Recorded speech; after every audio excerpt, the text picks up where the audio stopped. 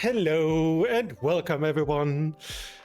I'm so happy that you made it to another Monday, another Homebrew Monday here at Bart and Raven. I am your host, as always, Arthur the Bard, and thank you very much everyone for coming. And oh my god, I just realized, yes, I am unmuted. I remember.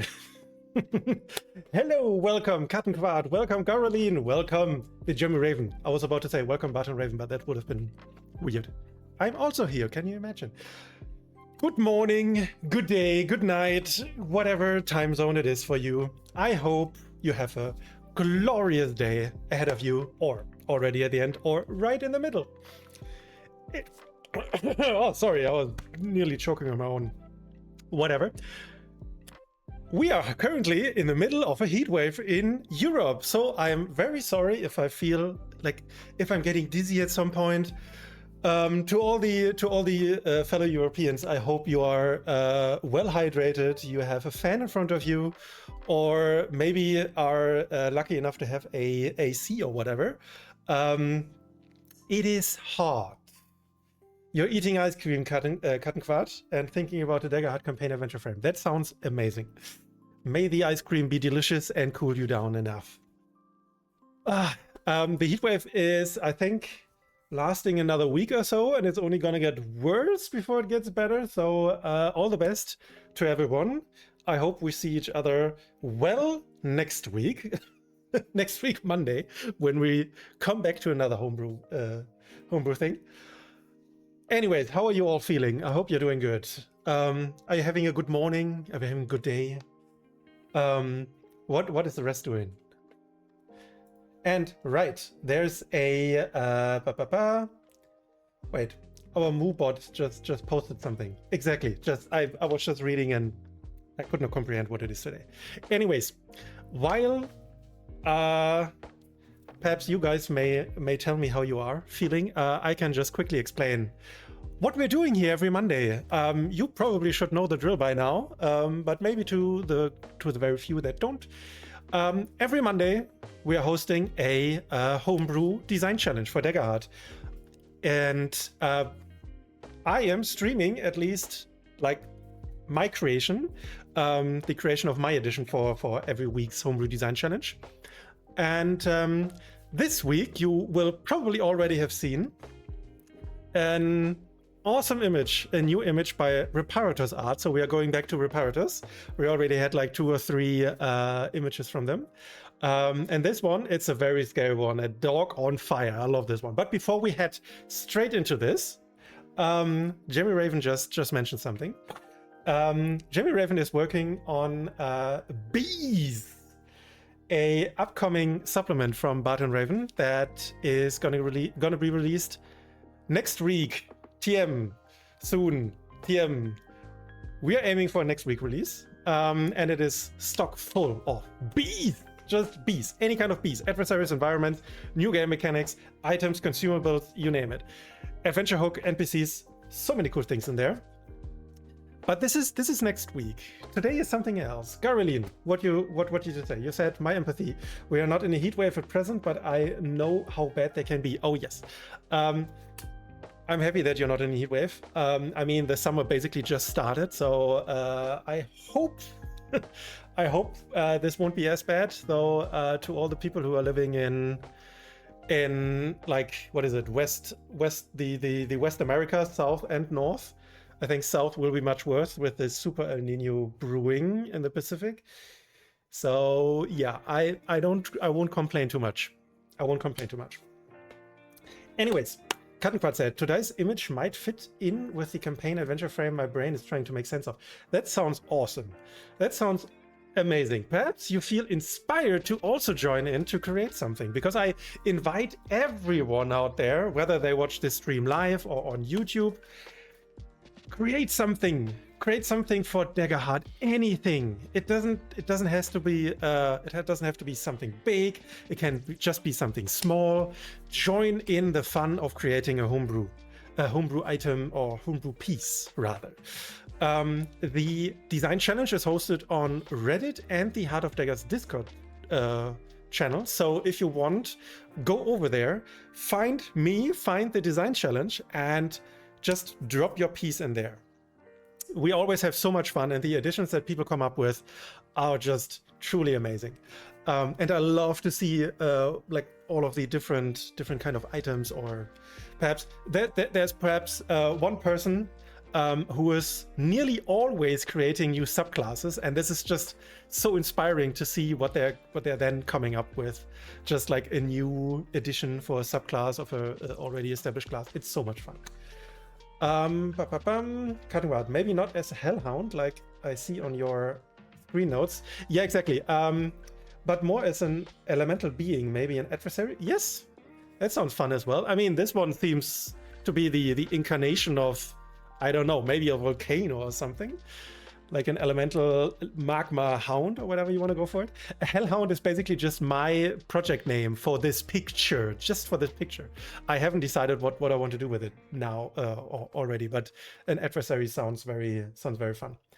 Yes, the German Raven mentioned that we'll share a preview this week on our Patreons on Bees. Exactly, we have a free Patreon. Barton Raven has a free Patreon, which you can just follow the link and subscribe to it. It's completely free. There are no tiers. Maybe eventually down the line at some point we may make something like this, but this is solely to basically let people peek behind the curtain and where we can tease things more easier. And yes, there will be I think at least two more teasers this week for our bees supplement. And also, by the way, on the Patreon we will put everything that we are creating. 3 even. Okay, thank you. 3 teasers for the bee supplement. But on Patreon we will put everything that I'm creating each week for the Design Homebrew Challenge. So we are also, depending on what it is, I mean, when it is an adversary, you can download the adversary card that we just sent you, or if it's an NPC faction or whatever, you can download the NPC faction that we then just throw into a quick layout so that you guys can have a nice overview of it. If you want to bring it to your table, you can print it out, put it on your GM screen, and then you have it there. So we placed everything we create here in stream. We put it on Patreon as well. Free of charge, doesn't cost anything. You can just subscribe and you get everything for free. All right.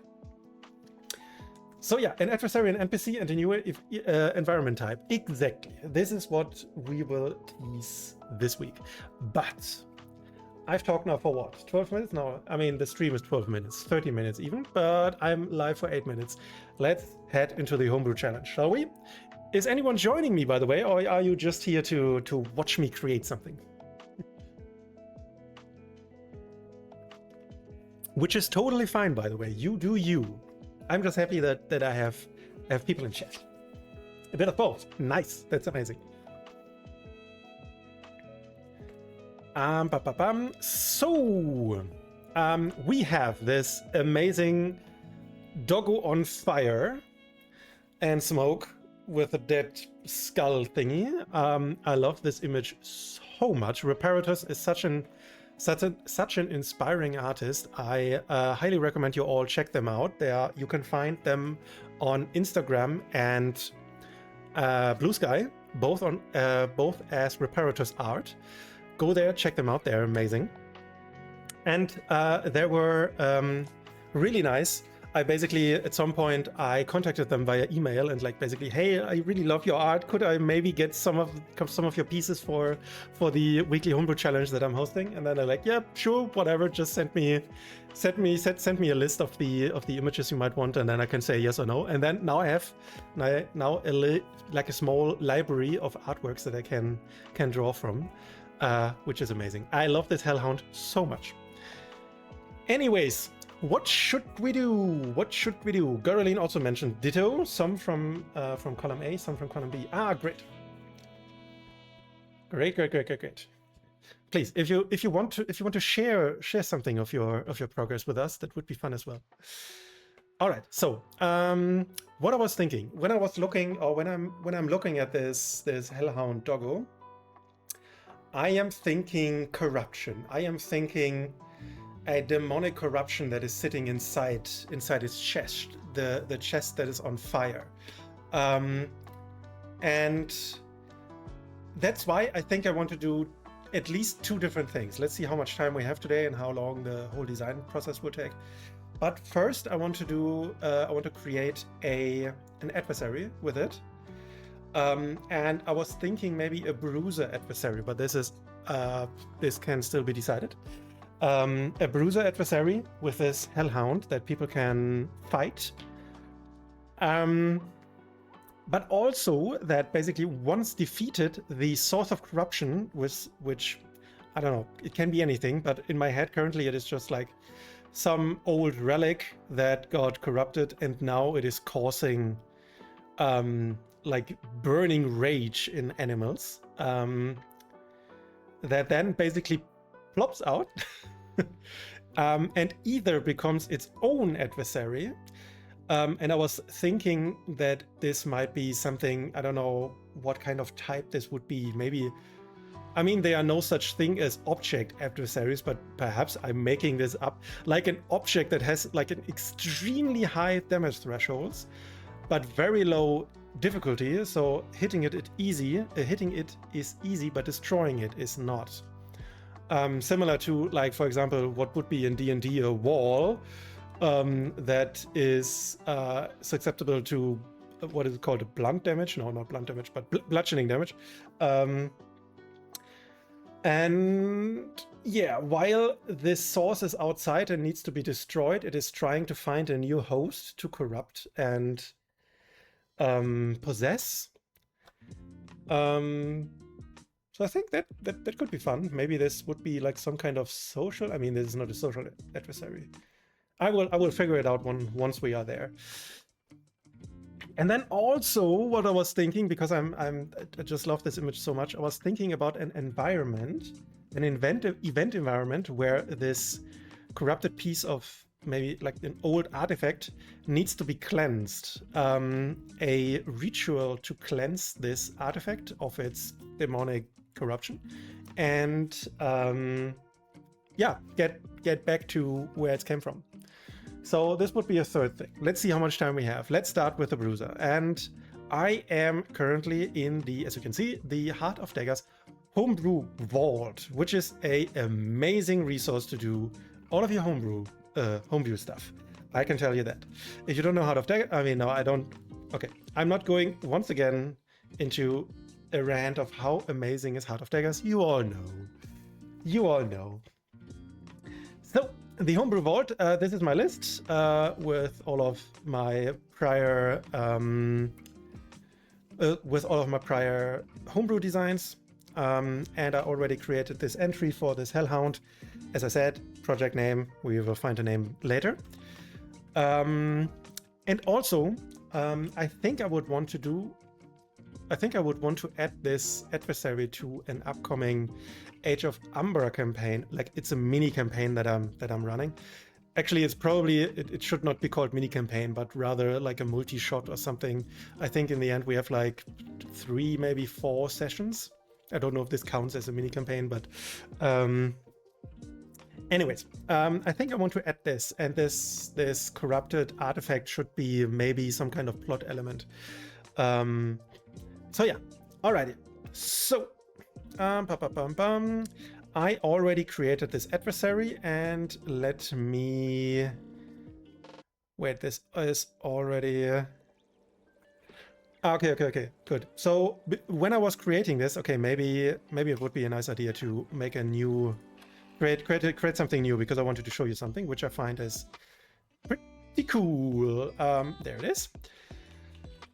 Reparatus Art, Hellhound, here we go. So it's different, because what I want to show you, which is pretty neat for if you have no idea yet on how to do proper scaling for adversaries, environments, or whatever. Heart of Daggers takes you by the hand and is giving you a really neat little tool to work with. And it is this, what you can see here. I hope it's readable. Right at the adversary details, where you would basically define which tier it is, which type it is, what are its core stats, yada yada. There's a button called Stat Templates, which you can click, and then this opens. And here you can define whether or not it's like a leader, a ranger, a social, blah blah blah, and they have templates for that. You can define which tier it is, and then the stats are all changing, like difficulty, thresholds, HP, stress, attack modifier, which is super neat, and also which feature is getting added. Where are all of these information coming from, you might ask? These are coming from the amazing Right Knight's Guide to Making Custom Adversaries. It is a free resource which you can find on Heart of Daggers, but I think also on Itch and Drive-Thru from if you just Google Right Knight and Making Custom Adversaries, or yeah, genau, Making Custom Adversaries, exactly. And this is really cool. This is a whole guide on how to create, balance. There are lots of tables for what kind of difficulties should a bruiser have, what kind of thresholds, HP, stress, damage dice, and so on and so forth should a bruiser or any kind of adversary have on each different tier, which is an amazing resource. Highly recommended. And it's a gold standard. Exactly, Gorlin, you are right. It's a gold standard. And I'm using this as well, and Heart of Daggers is using this too. So I did this earlier already, but I can show you. So I think I want to go later on with tier 3. So I just use tier 3, standard damage, whatever. I can choose this, apply template, and now all of the information are applied here. Here's a little bit red box, which says severe threshold is below the usual 93 to 41, and then we can increase this to 39, and it's fine. It's already giving you then like little warnings if these stats are maybe not the way they could be. Let's say like this. Maybe I can make this a little bit bigger for you guys to see it more easily. I think this would be fine. Okay, great. So we have added momentum. We have a tier 3 bruiser, which I'm not so sure yet whether or not this is tier 3 or tier 2. But the good thing of using the Heart of Daggers Homebrew Vault is when you are also using Heart of Daggers for running your adversaries in your environments, you can make like whole lists of adversaries and environments similar to like a GM screen. And then you have all the nice little information in a nice little column. And already in there are ways to scale up and scale down the adversary, basically inside the sheet. So you don't need to worry too much about scalings right now, which I won't as well. Anyways, let me check something real quick, because I want to real quick see if these stats are fine. All right, so Right Knight's Guide says tier 3 bruiser have 16 to 18 difficulty. 17 is wonderfully in the middle. Major threshold should be between 19 to 22 and 35 to 40. 19 to 22 and 35 to 40. All right, so then I think my gut feeling would tell me that this guy doesn't... I mean, it is a bruiser, right? So I think my initial idea would be go down to 20, but since it is a bruiser, which should be a bit more tanky, I'm going up to 21. And here it's between 35 and 40, which I think 36, 37, 38. I think I'm going down to 38, even though I know it will tell me it's too low, but I don't think it's too low. Anyways. HP between 6 and 8, 7 is fine. Stress between 4 and 6. 4, I think this guy can't stand too much stress, so I would go down to 6. Attack is between 3 and 5, fine by me. But I think because it is possessed, I want this to be a stronger thing. I'll go down to +5. The standard attack should be probably magma bite. That's what I'm calling it right now, because it's basically spewing magma when it's attacking. Is it though? Or is it just rending, like rending a piece of their enemies, rending off piece? No, why not? Magma bite sounds fun. Okay. 3d10 +4. The guide tells me that the damage average should be between 18 and 22, and I would want this thing to hurt. So damage average should be 22. 3d10 +4 is 34. 18 is the damage. No, 19 is the median. I would want this to be a bit higher, so what I will do is I will increase this by +1. Then we are at 20. No, wait, I want it to be at 22. Do I go... Yes, I'm going up to 6. Easy. All right. Oh, adventure lies ahead. Hello, crawls out of bed, wishing I like coffee. I be here and I be ready to lurk. Oh, you don't like coffee? I mean, I don't like coffee either. Although, no, I must differentiate. I like the smell of coffee when I make coffee for Jeremy Raven in the morning. It smells amazing, but I can't stand the taste. Good morning, Adventure lies ahead. I'm hoping you're having a great start into the new day. Gorylin, you mentioned you have noticed some disagreement between the guide and the Heart of Daggers recommendations. Yes, I have noticed it right here too. Sometimes it happens. I don't know exactly where the disagreement is coming from. Maybe I could ask Matt. Let's see. Kattenquad said, you only like coffee that doesn't taste like coffee anymore. Yes, I totally agree. So I adore tiramisu. You know, there's this dessert tiramisu, and there also you put coffee in there, which it tastes like coffee, but you don't feel that there's coffee inside. You only get like the coffee flavor, which is perfect. I love it. The HOD numbers tend to be higher. Interesting. Garlene, you know, I will ask later Matt. Perhaps I can, yeah, I will make a post in the Homebrew Vault and ask how and why these numbers might be a bit higher. Yeah. Oh, Kattenquad, I can already tell you, I'm making a amazing tiramisu. I'm very proud of that. I think the best form of tiramisu I ever did was a tiramisu birthday cake I did for Jimmy Raven. Oh yeah, Adventure lies ahead. Add enough sugar and cream to give someone a cavity and I can drink it. Amazing. Yeah. All right. So, I don't know, Garylin, did you also notice that sometimes when you, I don't know if this happens to others as well, if you spend too much time in the adversary tool in the Homebrew Vault, that sometimes when you just press, wait, safest draft, haha. Is it fine now? Because sometimes it just dies on me and it didn't save. Let's see. Seems fine. It saved for me. Okay, great. Never mind. Let's continue. All right, we've got a Hellhound. To be named later. Maybe when we are lucky enough, we are getting the naming god, the naming god Jay, who is always so amazing with finding amazing names. But let's see. Maybe I have to come up with my own name for once. All right, so a tier 3 bruiser should have motives and tactics and experience. I think I will revisit this later. Yes, I will revisit this later. All right, so do I want this? The first thing I'm thinking of when I see momentum, there's a stronger version of momentum out there called terrifying, where the only thing that changes is that not only the PC... No, wait. No, wait. Terrifying? No, now I'm confused. Wait, let me quickly look up something.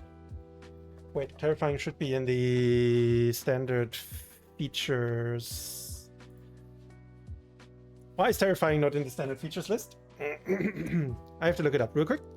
But for that, I always have the handy-dandy book that I can just quickly look in there. I mean, terrifying is very annoying, and I am also a proponent for using this very sparingly. But like when you use it, it's so much fun. All right. So yeah, exactly. I remember terrifying is just a stronger version of momentum, where when the adversary makes a successful attack, all PCs within far range must lose a hope, and you gain a fear. So it's basically just like momentum, but everyone else loses hope, which is fun. I mean, not for them though. It came from the Homebrew kit, not the CRB. Okay. I mean, this is fine. Then it's fine. Then I can use it as well, yeah.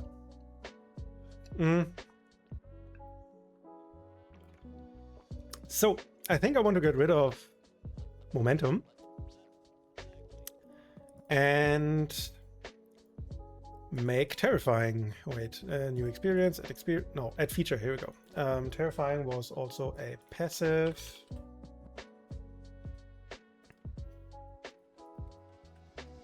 When the adversary.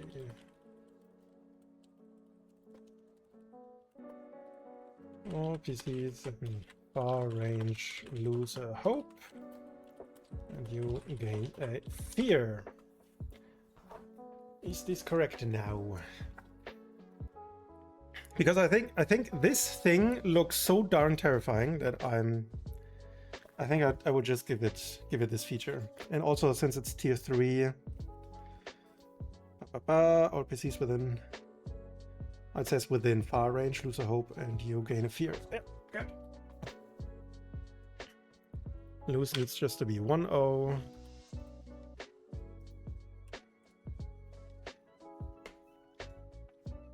All right, let's add a few features. And I will only brainstorm a bit right now. So I wanted to have...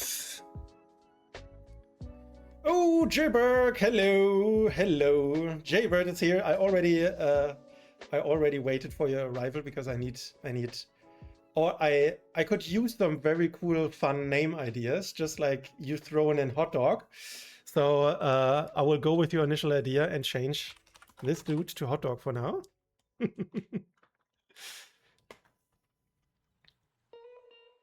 Oh, great. Good to know that you already checked this out, Caroline. Thank you. So this is a hot dog, and I want it to have... Should there be like some kind of... I think there should be some kind of like burning hot effect when you're in melee range to it, that you're getting burned or whatever, that you're some kind of debuff in melee range. I think that would be fun. So I will just call this the debuff in melee. The floor is lava. Yes, exactly. Something like that. Ooh, that could be... Oh, that could be fun as well. That could be this fun as well, that it is basically leaving behind lava patches. Oh, that is cool. Yes. Floor is lava. Here we go. Love this. Love this. All right. Or should this be a fear move? Hot foot. That could be fine as well, yeah? Wait, floor is lava as... Yes. Wait, I can make this happen. Next. Action, fear move.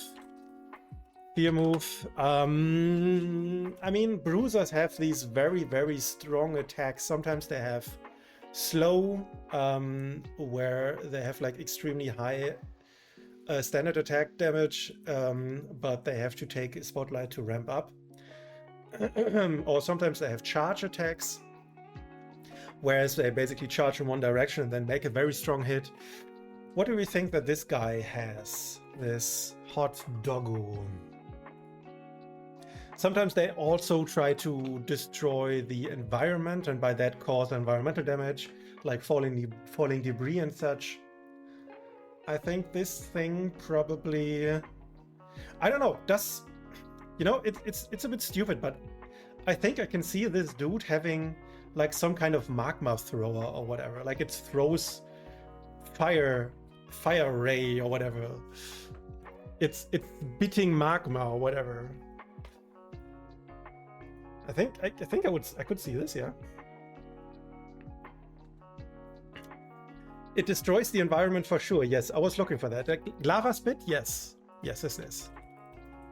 Lava spit, and then this could also feed into the floor's lava thing, where basically it is making a huge like a blob of lava spit or whatever, like a ray of lava, And then it creates another puddle of lava on the floor. Oh, this sounds so fun. I love this so much. Okay.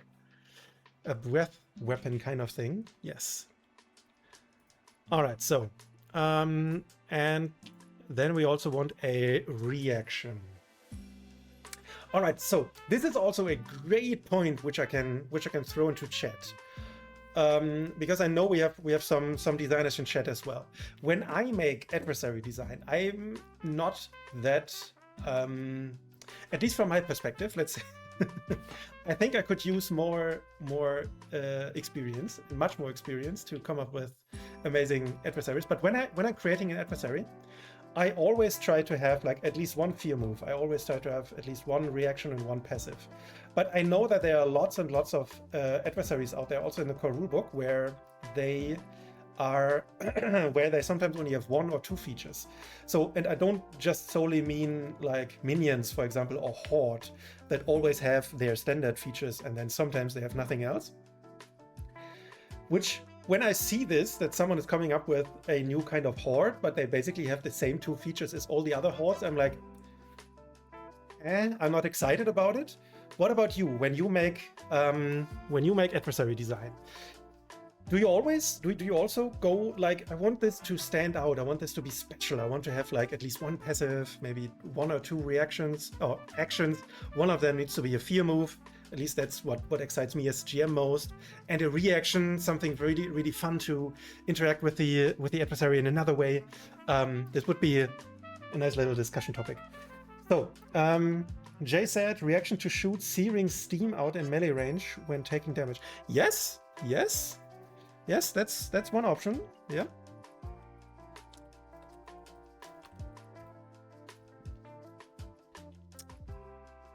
No, you know what? No. Okay.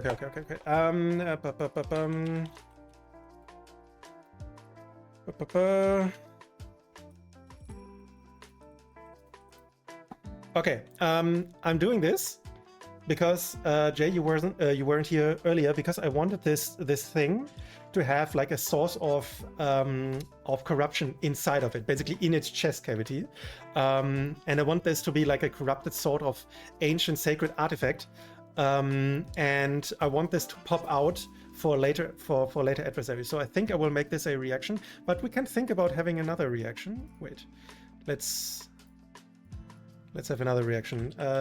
Searing steam. Here we go. So, save draft. What did you write? Adventurelights Ahead mentioned could also be a reaction, something like magmatic blood. Magmatic blood sounds fun. because of the like magma and magnetic. Anyways, when it takes damage, it deals damage in an AoE and melts the area around it, or when it is something within very close range of it takes the spotlight, they take damage. You know, I had another idea. That maybe it can basically, maybe when it takes severe damage or something like that, it is basically boiling over the magma that it left behind already. It is basically like dipping its paws in there and like letting it erupt or something. Anyways. Garoline says, yes, you always try to go for at least one passive, one action, one reaction. You want to write as many unique features as possible to make it to make your stuff stand out. Yes, definitely. Good. Then I'm not the only one. To all my fellow heatwave victims, drink water, please, without sugar or anything. Stay hydrated. All right. The Jimmy Raven said, can it heal itself by stepping into lava? Oh, you know, that's fun. That's fun. It's basically jumping it on in its own puddle. Oh, that's cool. How should we do this? How should we do this? When it marks severe damage? No. Huh. The lava healing is fun, yes. To be honest, I think I like this more than the steam eruption, just because it is feeding more into this whole environmental thing. And I love me some adversary that is basically adding what is the word I'm missing? Synergy to itself. Maybe a fear cross to heal, rolling in the lava floor. Oh, rolling in the lava floor, like like a fun little doggo. Like a happy little doggo. Woo! But then I think I want the lava spit. Yeah, sure, why not? It writhes around on the lava floor, healing and splattering lava on nearby foes. As a... Oh yes! As a fear move. But I wanted to have the lava spit as well. But I mean, the lava spit could also be a, like... Yeah, it can also be a mark of stress move. Here we go. Let's make this. Like, make it... Let's make it a stress move and don't add too much to it. And then it can only do the lava spit as often as it has stress, which makes sense. Okay, this is already getting... Where's my feature button? Here we go. Lava? No, wait. This was lava healing, right? Lava healing plus damage. And then we can still do... Oh, man. This is fun. This is fun. Hit me. Here we go. Fear. Okay. Adventure Ahead says, can I also take inspiration from Supernatural? It's invisible. For balance purposes, it would obviously need a restriction, like it is invisible and it takes magic damage, or if a PC succeeds on a knowledge or instinct roll, they can see it as they either remember such old ritual or overcome the magical barrier hiding it. That is fun. That is fun too. I love that. I've never seen Supernatural, but I've heard so many good things about it. But invisible would scream skulk to me. I was also thinking about making this a skulk adversary, but I think the bruiser nature would fit it more, because skulks are these like ambushing from stealth adversaries, and this thing is basically billowing smoke, deep dark smoke, and it's on fire. I don't think if the invisibility would be needed to actually perceive it, if that makes sense. But I like the idea very much. I challenge you to create a skulk enemy with this idea and this feature if you want.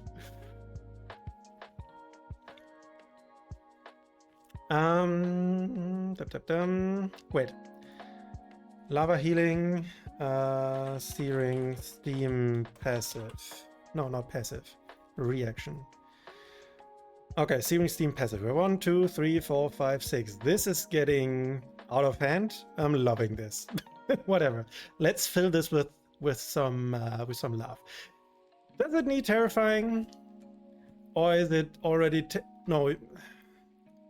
You know what? I'm not so sold on terrifying anymore, because, like, when I look at the features, what we have planned out, this is already terrifying enough.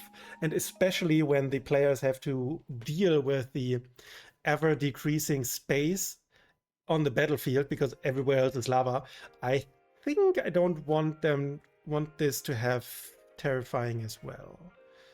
So, you know what? Bye-bye terrifying. Come back momentum. Thank you. All right. What I could see... Wait, where's momentum gone? Why is momentum not... Go to the top. Why are you not going to the top? What am I doing wrong? Wait. Is this working? No. Floor is lava. You need to go. Come down. Down. Here we go. Momentum. Does it need relentless? No, it doesn't need relentless. I don't want them to have like spotlights over and over, and then basically making the battlefield a lava pit already. All right, so let's head and fill this with some lava. Can I throw in a name suggestion for a feature? Oh yes, Some Like It Hot. I see. Someone got inspired by some vintage movies. Wait, was Some Like It Hot? Was it this Marilyn Monroe movie? One of her movies? Have we watched that? Drop it like it's hot. Oh, you mean, oh yes, wait, you mean this?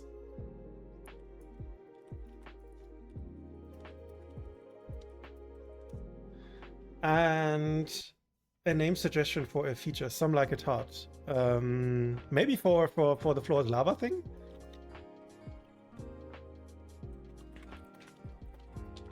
I think that's fun. Yeah. Maybe we should put it on our watch list.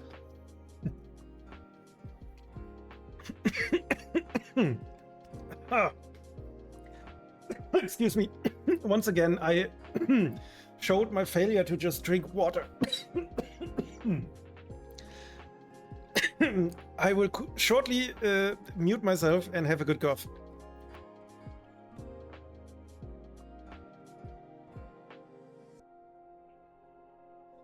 I'm fine, thank you. All right. So let's continue. Some like it hot, some like it hot. Floor is lava. So the idea is wherever the hot dog moves, it leaves behind a trail of hot magma, like burning hot magma in like basically in melee range. It leaves a trail of hot magma in melee range.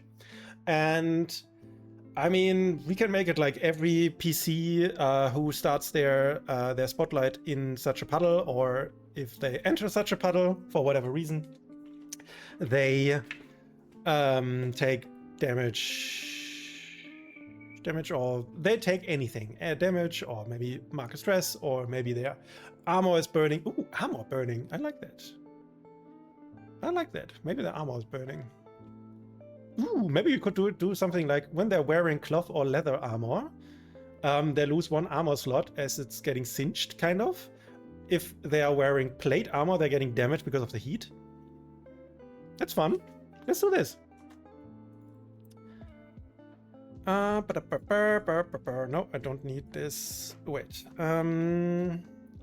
We are still going with hot dog, right? We're going with hot dog. Okay.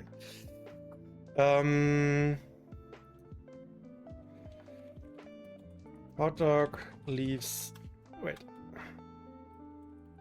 When hot dog moves through the battlefield,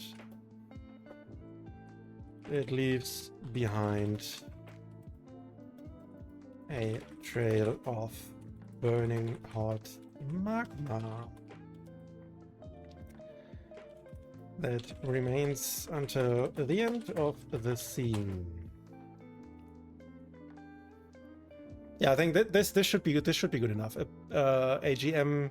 I'm just thinking whether or not I have to define like in melee range or whatever. But I think it should be fine that when either a group is playing with a VTT, they can just mark a line where exactly the hot dog moved, or they have a battle map. They can just mark it on the battle map or something like this. Haha. Caroline, thank you. That's why I love working with English native speakers. Technically, once it's on the surface, it's lava, not magma. Great, thank you. Burning hot lava that remains until the end of the scene. When a PC starts, or when a PC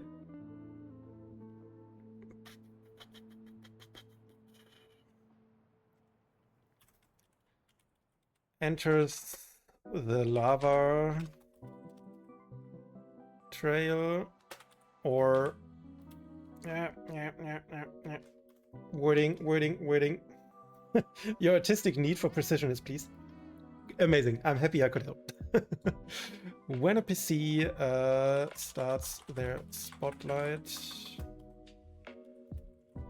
inside the lava trail or enters it,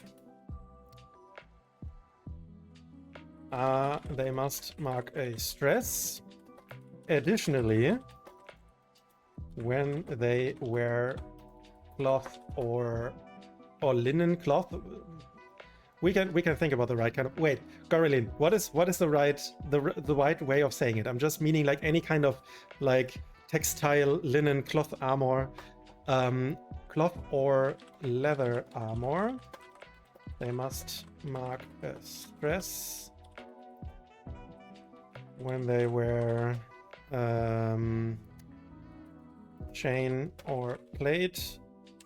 Mail. Is it mail or no mail? Here we go. Plate mail armor. They take. This is a tier 3. So I think I can be.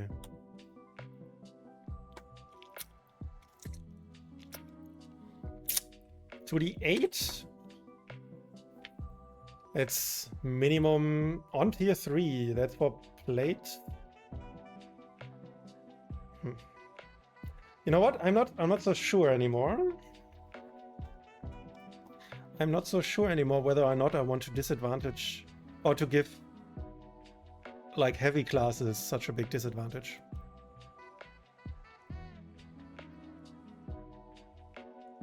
Yeah.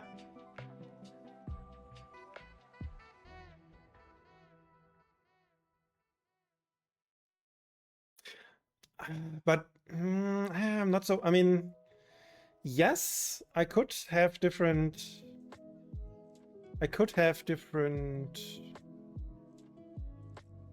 You know what I'm doing? You know what I'm doing? I'm doing something else. I'm doing something else. Okay. Starts a spotlight inside the lava trail or enters it. When a PC, they must mark.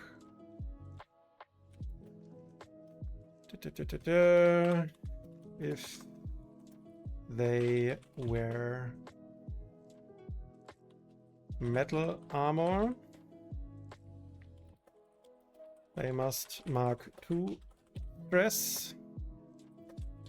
Otherwise, they mark 1 stress.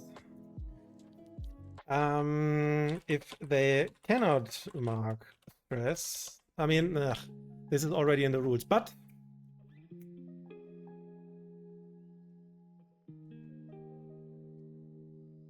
yes. If they cannot mark stress, they mark 2 HP instead. So then it basically becomes when you're wearing plate armor, because the heat is not getting absorbed by your armor, but basically you're getting cooked in it. You have to mark 2 stress on the. I mean, when you're wearing thinner armor, you have to mark 1 stress. When you can't mark stress, you usually take 1 HP. But I think I'm gonna go with mark. They mark 2 HP instead. If they cannot mark stress, they mark 2 HP instead. I think I like that. You were trying to offer a more condensed wording. Yes, great. I mean, this is always appreciated. I'm not the best in making concise wording yet, although I'm getting there. All right, let's read this. When the hot dog moves through the battlefield, it leaves behind a trail of burning hot lava that remains until the end of the scene. When a PC starts their spotlight inside the lava trail or enters it, if they wear metal armor, they must mark 2 stress. Otherwise, they mark 1 stress. If they cannot mark stress, they mark 2 HP instead. That is harsh. 2 HP is harsh.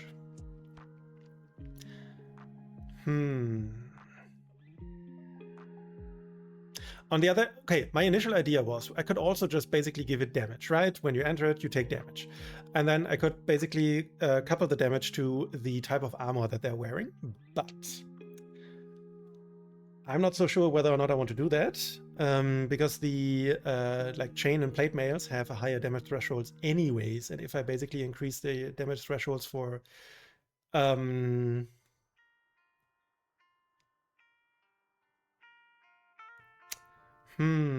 I mean, basically the idea is when I have, let's say, for leather and cloth armor, it's 10 damage, and for chain and plate armor, it's 20 damage. Then, because the damage thresholds are different, then it's most likely 2 HP for the one group and 2 HP for the other group anyway, so I can probably just ignore the armor thing. But I mean, the initial idea was to have something connected to the armor, so what am I doing now? What else could be fun? Maybe... I mean, though, I do like the idea that the cloth armor is starting to burn. So... idea, should we do something like when you step into it or when you start your spotlight, you have a chance that your armor catches fire when you're cloth and leather armor. And the chance is increasing. Maybe, maybe not. And then when you're on fire, that is quite heavy. And when you're wearing plate armor, you just always take damage. To keep it simpler, since higher tier armor can have bigger numbers without being metal, could have a passive like acidic from the green ooze. Wait, acidic was it basically eats up the armor, right? Perhaps if you can help me. Nope, never mind. Found it. Tier 1 Skulk. Acidic. When the ooze makes a successful attack, the target must mark an armor slot without receiving its benefit. Ah, yes. If they cannot mark an armor slot, they must mark an additional HP.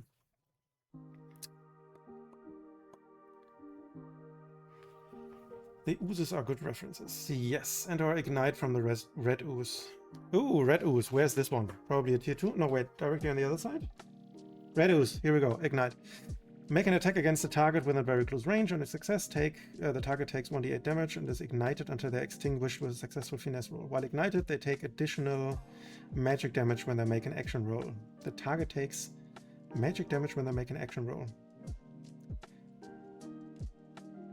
Yes. Yes. Yes. Yes. Yes. Yes. Yes. Yes. You know what? Now I have another tingle, because I don't want to just I don't just want to redo what the core rulebook has already done. I want to do something my own, something new. Choices.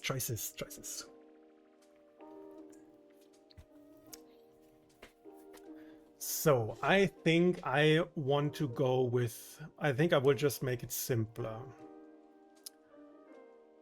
Could merge them, have it when they act, their armor melts when HP, then HP when it's gone.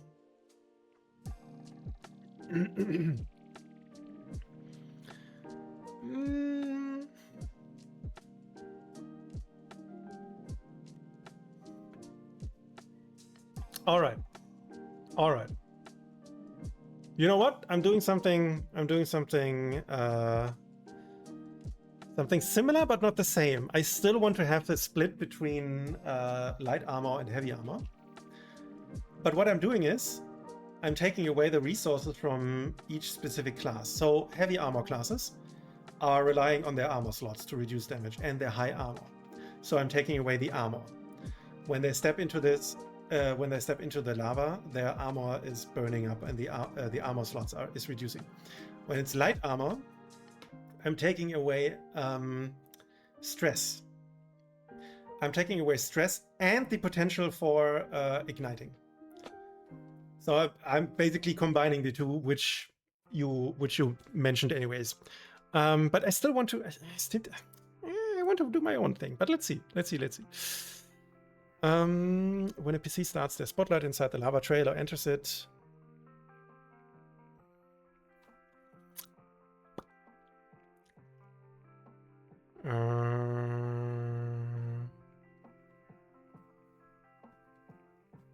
if there were metal armor, I think metal armor is clear enough that this counts chainmail and plate armor.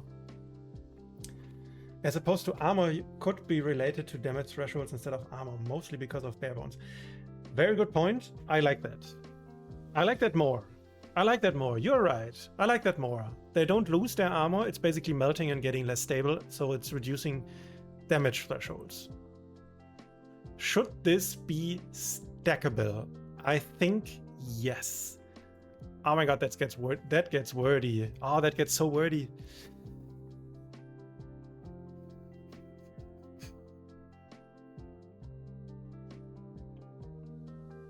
Let's not make it stackable.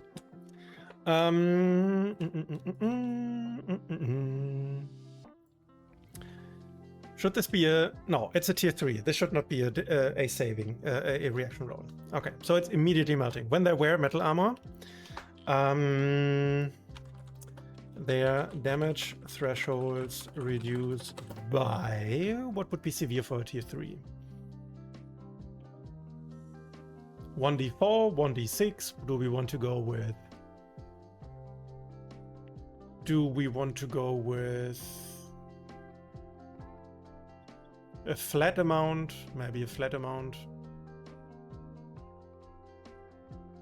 1d4 plus... You know what? I like that. 1d4 plus 2. Then it's between 3 and 6.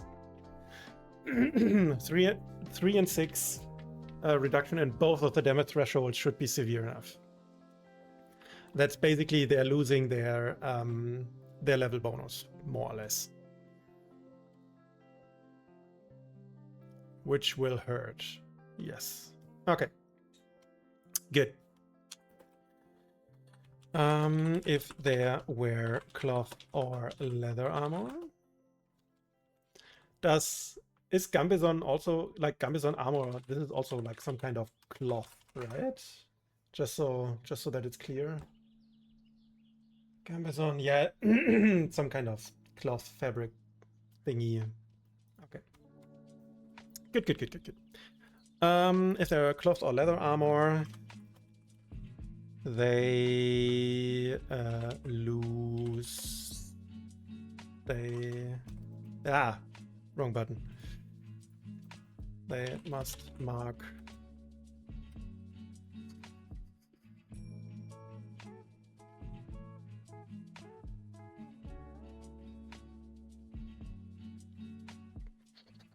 Wait.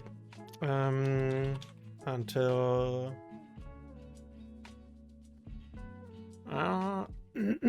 until the end of the scene. Here we go. I realized that I need a stop condition. If they wear cloth or leather armor, they must mark. I want it to be severe. 1d2 plus 1 stress. Then it's between 2 and 3 stress. No. You know what? 1d2 is severe enough. Your assumption is that if something has an effect like that, it stacks by default. I was also just about to say something about the stop condition. I always forget. Yeah, great. Well, if the assumption is that it stacks, true, yes, because it's not like it's not a condition or something. Yeah, but if it is stackable, you know what?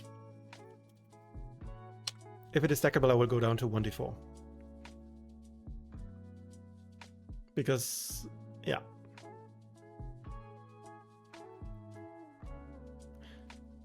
Yes. All right.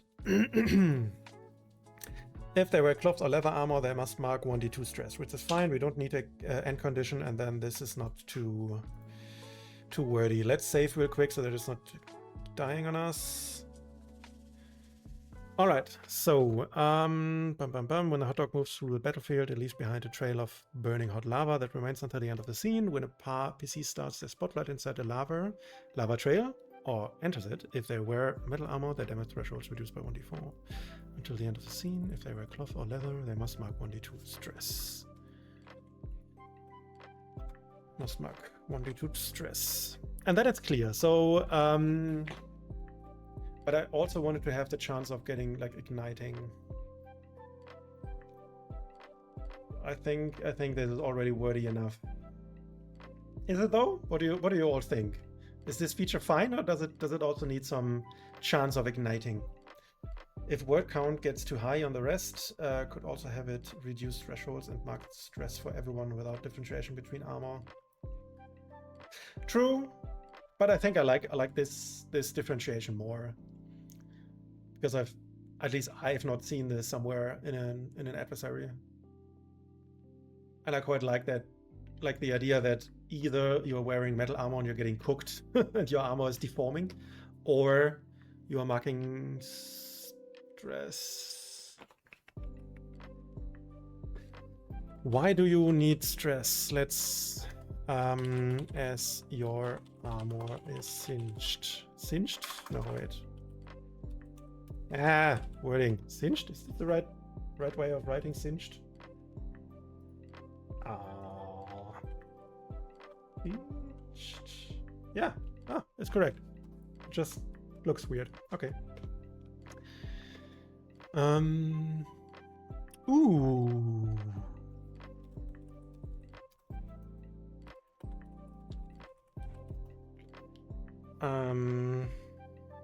This gets so long, but I love this. Wait.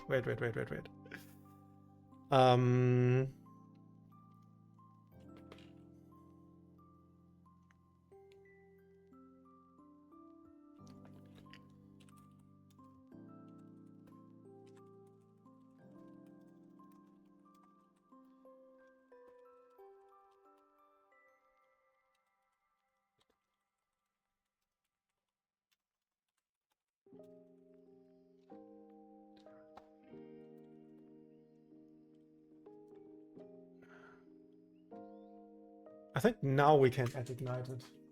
I think now we can, because now it's different enough.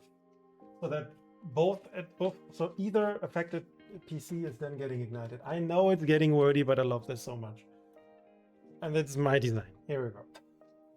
Although, I mean, the question remains whether or not this should be 2 features instead of 1, but...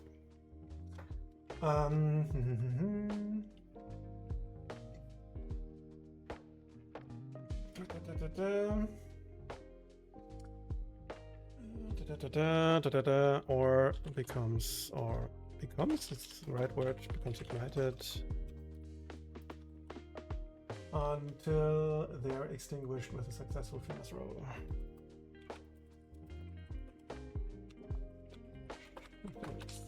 Successful finesse roll. While ignited, you can't write. The target takes... You know what? This is not tier 1, this is tier 3. I'm adding the magic damage. 1d8 magic damage when they make an action roll.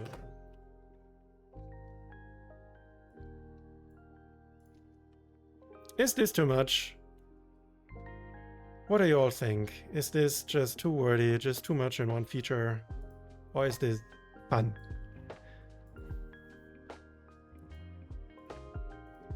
I think I like that a lot, to be honest, but it might be just me. All right. Additionally, each affected PC must succeed an agility reaction roll or become ignited until they are extinguished with a successful finesse roll.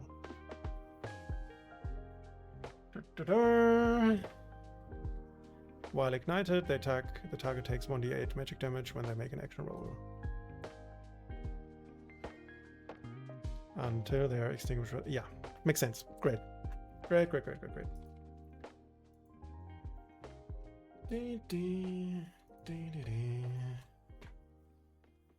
I'm quite enjoying the music today. Really relaxing. So I think I like the feature. Some like it hard. I like the feature, it's very fun. Let's move on. Lava spit. Let's work a bit on this one. So just to remind ourselves, this is supposed to be a stress cost. What do you mean move? It's not a move. It's just lava spit. Lava spit in action.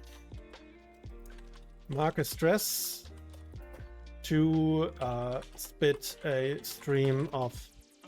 Is this now still lava or magma? What is this? I'm not so sure right now.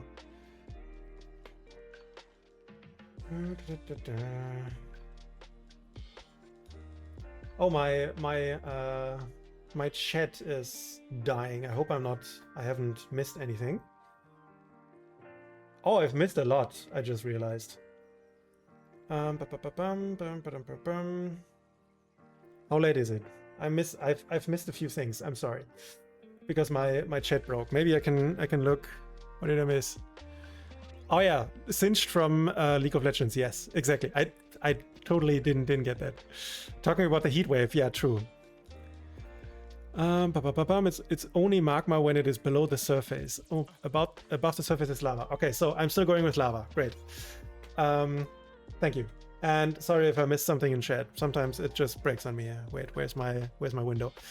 Mark stress to spit a stream of lava to a target to a creature in close range. I think this doesn't have such strong effect. Mark stress to split They must succeed on a reaction roll of their choice or take to throw your thing back from the broken chat past. Agree, I think it's fine. The suggestion is specifically for word count purposes. The use ignite is a unique action and it can take, so if it has a fire breath, it can be connected to that. Yes.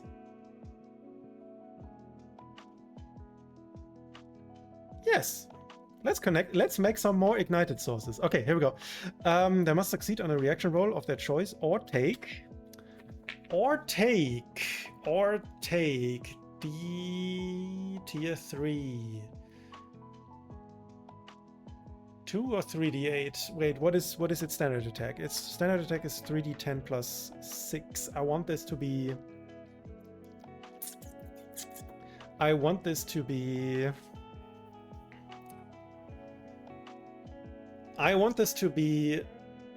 less damage, but it immediately triggers the some like it hot consequences.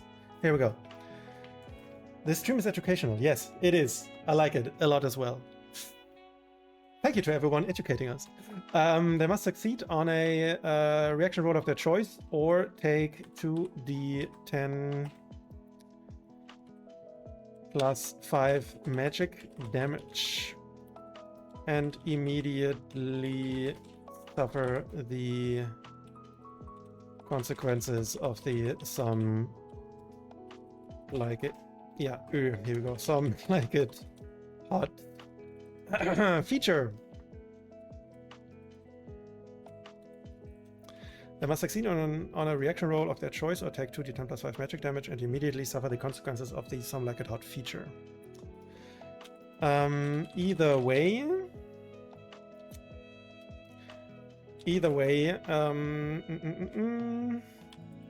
the attack leaves a puddle of lava on the ground. Either way, the attack leaves a puddle of lava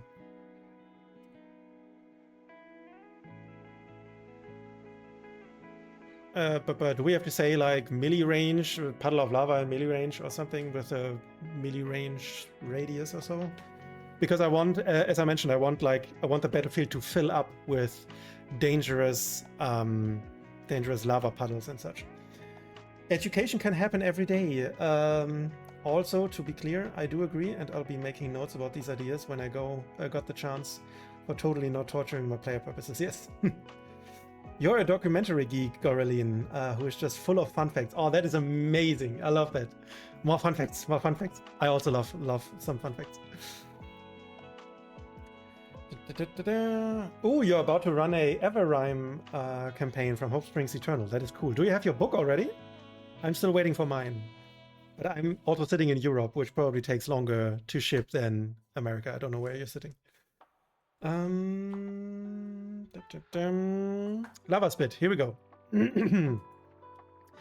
Either way, the attack leaves. Either way, the attack leaves a puddle of lava on the ground till the end of the scene. A puddle of lava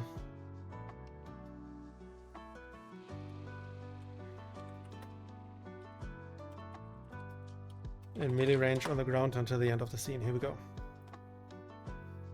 You never want to stop learning and growing as a person. Oh yes, stagnation and calcification is not for me, despite my advancing years. I love that, and exactly my idea and my belief as well. I mean, I'm a scientist by education and training, and being a scientist also means that you never stop learning. You always read new science. You learn something new. You learn something about the world we're living in, and you're getting better of that. Caroline, Caroline. Adventure Life Ahead. You live in the US, sadly. I see. Really wish more people had that mindset. That is true, but not only in the US. People are lacking that. A lot of people in Europe are lacking this mindset as well. It's a problem everywhere on this planet.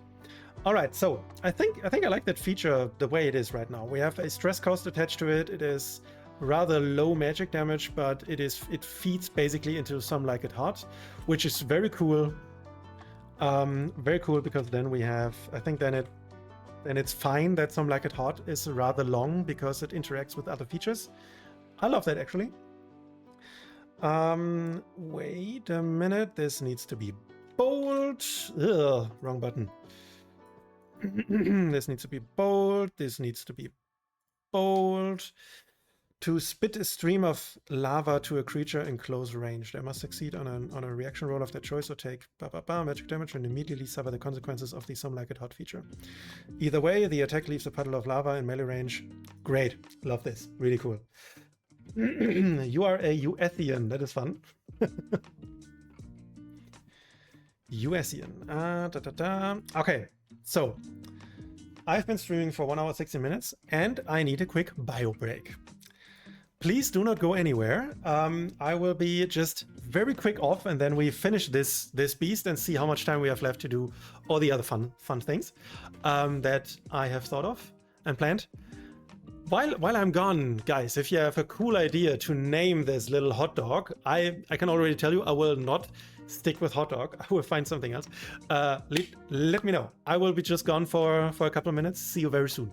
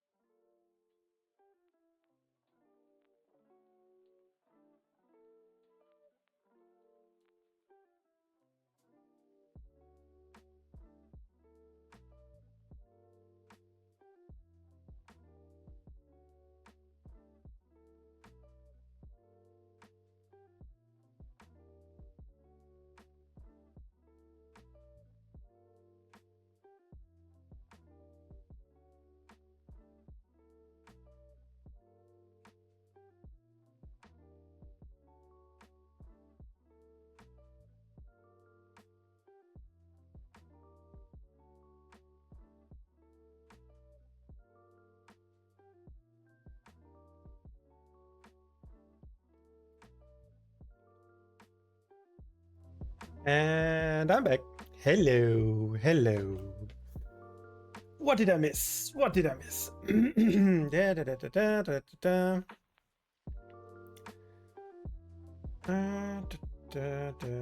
Wait, you guys have been talking a lot. But I feel like, am I missing chat again? Ah, here we go. Here we go. Right. I just realized. Adventure Lies Ahead. Yes, the art is not by the Gemmy Raven, but Reparatus. I think the Gemmy Raven has already cleared that up. Oh, you almost had time to make it to last week. That is, you can still put something in if you want. Don't feel like the chance is gone. I would very like to see what you come up with. Jay, you designed something for the early Homebrew challenge weeks, but now you're just shouting names at me. You know what? I mean, I appreciate you shouting names at me, but I would also appreciate if you join again. But I can also see your schedule being really full, so don't feel pushed to add something to the challenges, but would be super fun as well. Hot dog. Ooh, the Etins. Hello, Etins. Yes, hot dog. This is working project name. Jay also suggested volcanic vulpes. I saw that comment when I was quickly upstairs with Jemmy. Now I'm also saying Jemmy with the Raven. Here we go.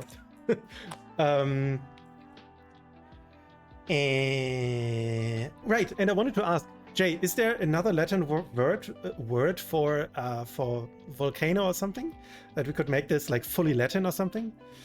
Because I like the idea though.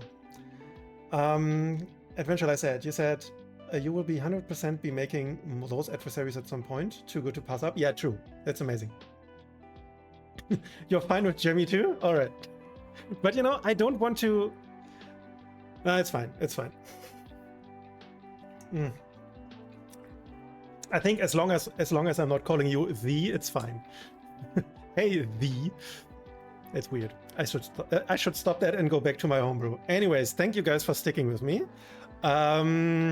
We have created Lava Spit. And now let's go to the lava healing and damage, which is our fear move. Wait, this is an action. Fear. Spend a fear to the what did we say? Like writhe inside the lava and heal up and spit some lava everywhere, or spew some lava everywhere. I think I like that. Is it eating up the is it eating up the lava then on the ground? Basically, it's absorbing the lava. Oh, I think I like that. To do a barrel roll, yes. Oh, to do a barrel roll. You mean I could call it doing a barrel roll? That's fun. Volcanic barrel roll, maybe? Volcanic barrel roll, or hot barrel roll, or whatever. If submerged in lava at the start of Spotlight, clear an HP. This could work as well, but our initial idea was that basically this adversary creates lava patches everywhere on the battlefield. And then they interact like people don't want to step in them, and it can basically jump into one of these lava puddles, and basically just like a good puppy is moving around in there and rolling around in there, and then absorbing the lava, healing up, and also flinging lava everywhere. I think I like that. Wait, Jay mentioned Volcanis lupus. Volcanis, Canis lupus as well. Or Volcanus. That is cool. Volcanus. Although on the other hand, you know what? The idea was that it has something corrupted in it, right? So it is, I think should this then just be a like corrupted volcanus or something? That maybe it is by its normal nature in its standard form, is it already some kind of like heat-loving dog or wolf, the volcanus, which is amazing, but then it got corrupted. I think I'm doing this. Is there another word for corrupted? It sounds cooler or just different, because corrupted is being used so much. Hound of Corruption also goes hard. That certainly does. Hound of Corruption. That is cool. That is cool. You always have the best. Dark Flame Hound is also fun, because Dark Flame already suggests some kind of outside influence. Oh, that's cool. Wolf of Ire. You know, if I would know what ire means, I would probably like that, but I don't. So let me quickly look up what ire is. Ooh, Wolf of Ire. It's like, oh, I love that. That's cool. That's cool. So that Jeremy Raven doesn't have to look it up. Ire in German means thorn or Wut. That's fun. It's cool. Loki's fifth child. That is very cool as well. I love that. Especially because Fenris is a child of Loki, which is already weird. Isn't the world snake Jormungandr also a child of Loki, if I remember correctly? Let's see. Can I do the right pronunciation? Jormungandr. I think that was closer. Anyways. All right, so we have amazing names. Hound of Corruption, Dark Flame Hound, Wolf of Ire. You know what would be fun now? If we could do polls, but we can't do polls because we don't have 25 followers yet. So if you're not following us, please do. We need 5 more followers. You understood thorn instead of thorn. Oh, is it once again like a tour? The tour is finished. Just my inability to pronounce certain English words. Anyways. Dark Flame Hound is very cool. Hound of Corruption is also cool. Oh, I love this so much. I think I want to go with Hound of Corruption. Not so sure. Let's continue and think about it later. The volcanic barrel roll. Volcanic barrel roll.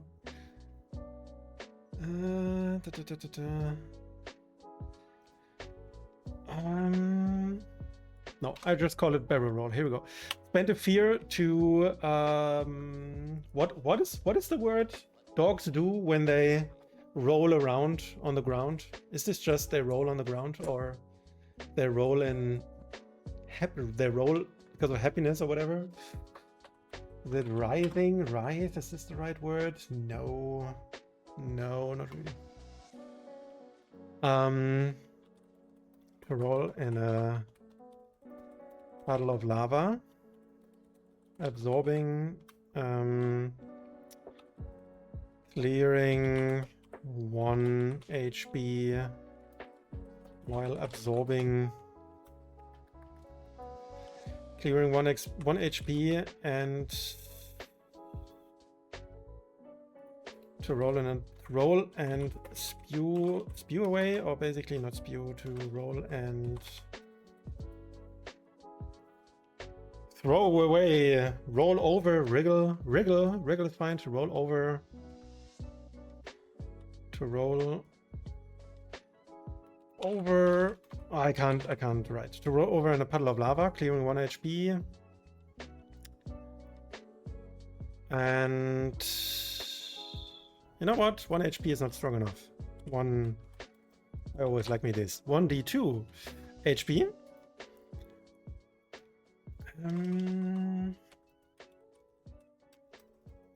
Wait. While absorbing most of the lava puddle. Additionally, the movement. Why can't I think English today? Why can't I English? What I want to write is basically that it is absorbing half of it, and the other half is getting distributed, thrown away around, thrown to the surrounding vicinity. Can't English. Causes the remaining lava to be distributed. God, English is hard. To be thrown away. To be thrown around? Around. All targets in close range must succeed. Agility reaction roll. Or take... I think just damage is fine. Damage is fine. No, not damage. Like, they take a bit of damage and they must mark an armor slot. Do they mark? Yes, I think. No, they will mark an armor slot. They will mark an armor slot. Because, yes, it is eating into the armor, yes. Or mark 1d2 armor slots. Here we go. The curse of a multilingual brain. That is so true. You know what? I'm also thinking, Caroline, that German is a very silly language and never should anyone ever learn this stupid language. Oh, and Mr. Lokonoko appeared. Hello! I'm so happy you made it. Hi! We're still doing just one adversary that turned out to be much more of a work than anticipated, but we're nearly done. We're nearly done. So, barrel roll. Spend a fear to roll over in a puddle of lava, clearing 1d2 HP while absorbing most of the lava puddle. Additionally, the movement causes the remaining lava to be thrown around. All targets in close range must succeed on an agility reaction roll or mark 1d2 armor slots. Fun, fun! Clearing 1d2 HP needs to be bold. This needs to be bold. This doesn't need to be bold because this is for the PCs. Okay. You were in a rabbit hole at work. I hope you found the rabbit, or either caught the rabbit, or you just closed the rabbit hole. Whatever. Wolf of Ire. That could work as well. That's a fun pun. Although I really like Hound of Corruption because it's feeding into the corruption. I really want to do this. Oh, perhaps I'm streaming a bit longer today. Be aware. I want to do another thing later on. I want to fight the source of corruption afterwards. Okay. All targets in close range must succeed on an agility reaction roll or mark 1d2 armor. It's fine. I'm calling it done. Here we go. And I'm removing this other. I think it's. Is it Searing Stream? You know what? I'm not so sold on our idea anymore to have a reaction to when it's getting hit in melee range, it is releasing a searing hot stream of steam, and this does something. I'm not so sold. I think it's already cool enough to have all of this interaction with the lava trails it leaves behind. It is a very hot dog, yes. You dynamited the hole, and we're having rabbit for supper. Oh my god, I'm so sorry. I mean, good for you, I guess, but very sad for the rabbit. I'm feeling for the rabbit right now. I love me some rabbits. Not for eating, but for having, just for cuddling and... Anyway, what type is this going to be? Oh, this is a bruiser. This is a bruiser. A bruiser adversary tier 3. And I think it's cool already that we have all of these interactions. Like the barrel roll, the lava pit, the lava spit is feeding into the some like it hot.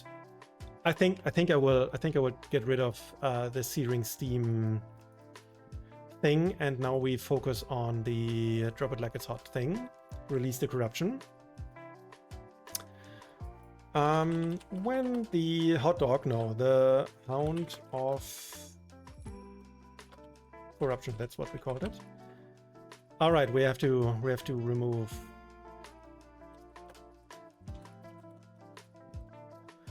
Hound of Corruption, just to make it clear that we're not talking about the hot dog anymore. When the Hound of Corruption marks its last HP. Ooh, should it explode? I think it should explode. Because then the source of corruption, like the artifact, is making sure that it is getting spewed to a far away, to a different point, and perhaps even find another source. Yes, let's make it explode. You can just call it Hound in the features. True, yes, Death Burst can work. Yeah. When the Hound marks its last HP. Oh, yes. Yes. Yes.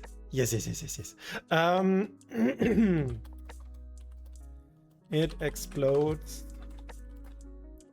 in a burst of lava. All targets in far range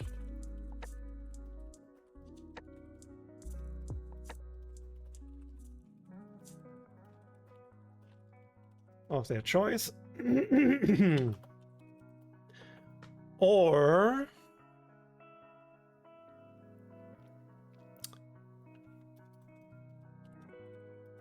suffer the, wait, how did I write it here? Suffer the consequences of this feature. Or suffer the consequences of the Some Like It Hot feature. I think I wrote immediately suffer them, right? Yes. Or immediately suffer the consequences of the Some Like It Hot feature. So basically, players can. So this is not a like a sudden explosion. This is something that then basically like it builds up. The PCs can see it building up, and they can basically tell the GM how do they want to prevent either the explosion. This could be fun, or but I'm not writing this. Or like how do they like try to find cover? Maybe try to cover themselves, or maybe try to cover the beast itself. So basically any kind of reaction roll that they can reasonably make to, or otherwise immediately suffer the consequences of this feature. Should they also take immediately damage?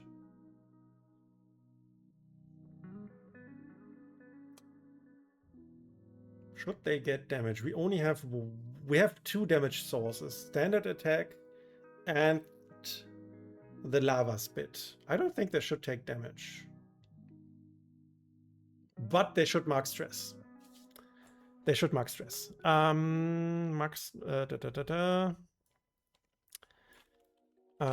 Make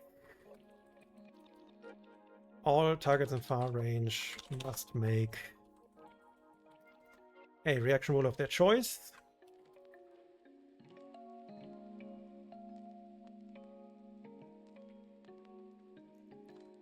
On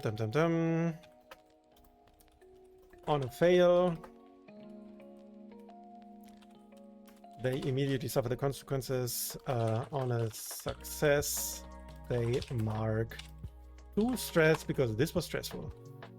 The explosion also releases the source of corruption,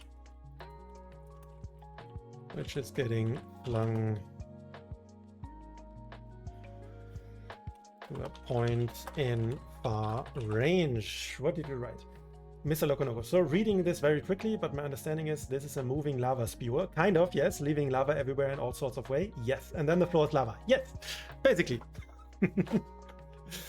Exactly.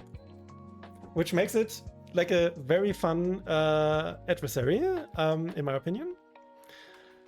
So, the explosion also releases the source of corruption, which is getting flung to a point in far range. Potentially corrupting other creatures. We will come back to this later because I want to create a quick adversary for the source of corruption. So let's create a quick wait. Haha, we need to make motives and tactics and experiences. So what could be motives and tactics? View lava. Make them burn.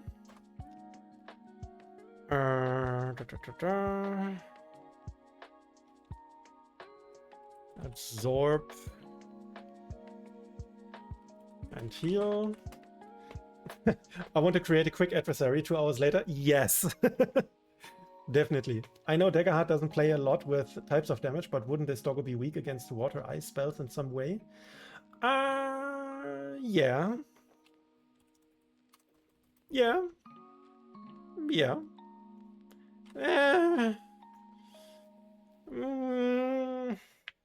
No, I want this to be demonic fire that is unaffected by ice and water. Also because I don't want to add another feature. I think it's long enough. 1, 2, 3, 4, 5 features. Yes, it's long enough.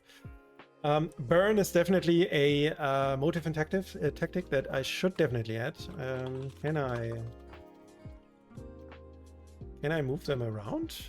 Wait, can I move them? No, I can't move them around. Okay, wait. So, burn, spew lava,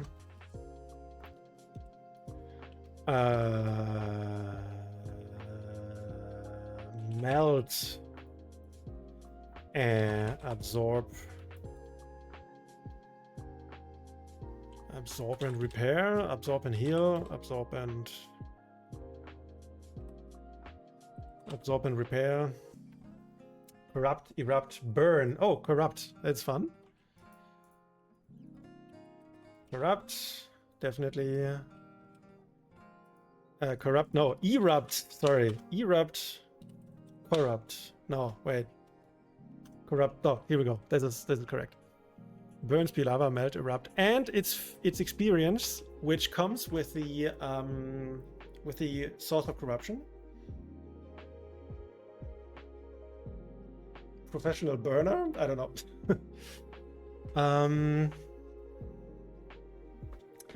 Caroline, you take a lot of ideas on motive and tactics from features I've written for the adversary. Exactly. Yes.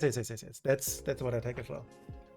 An experience. Wait, Mr. Lokonoko said, you guess what you're trying to say? What's the strategy for players to beat and mitigate this enemy? Basically kite it around. You don't want to stand inside the lava, which, I mean, it is a tier 3, so I don't want them to have a clear like way of dealing with it.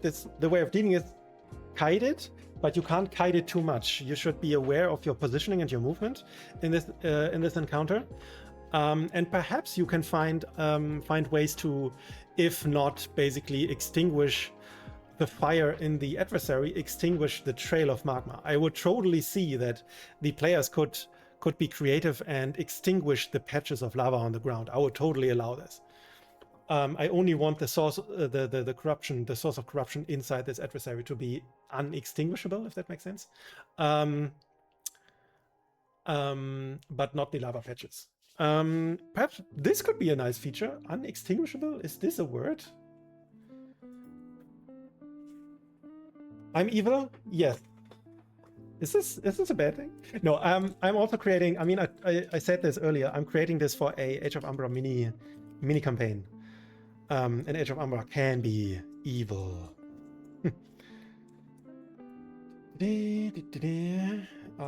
Burn a bone. When killed, it drops a burn a bone. Can make a call to one person. After the call, the bone incinerates. Huh, that's interesting. That's interesting. But wait, let me show you what I had in mind. Even though it's getting late. Okay, I'm saying it right now. I'm streaming for maximum 45 minutes. Azu, you're streaming for maximum 45 minutes. Here we go. What is its experience? Unextinguishable. Is this a word? Something that cannot be extinguished? Is there a word something like this? Google, tell me. Is there a word or something that cannot be extinguished?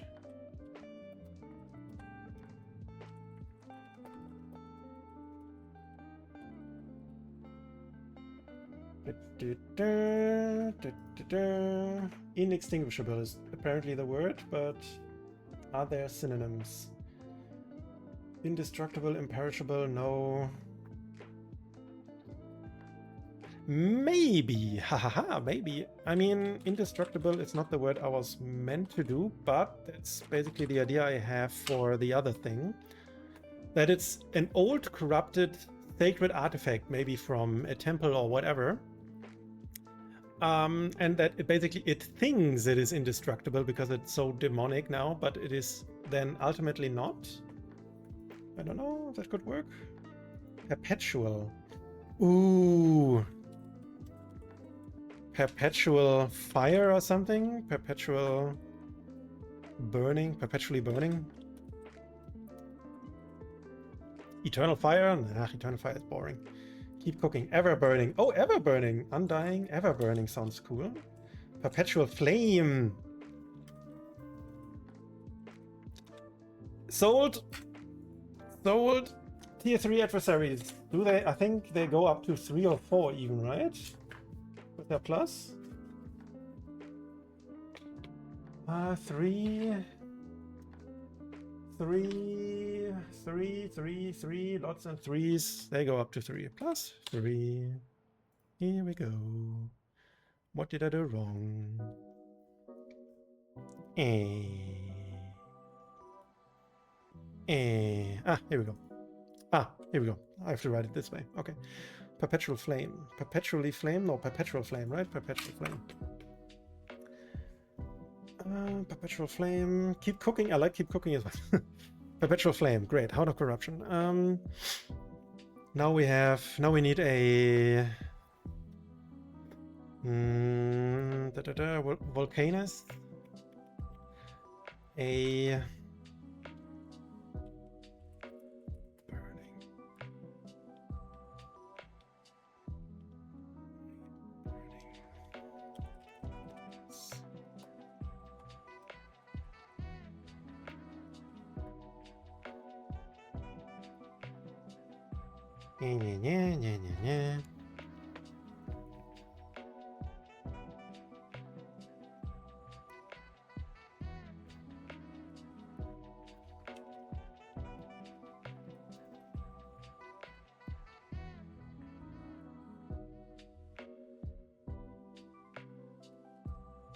you know what?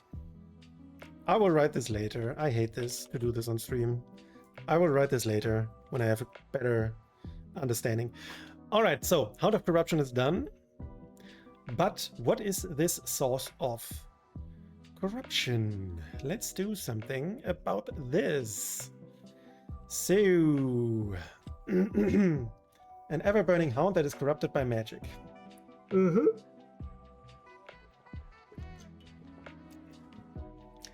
That is a start that I can work with. Thank you very much. It's not entirely what I had in mind, but it is something that I can just, as work in progress, put in here. Thank you.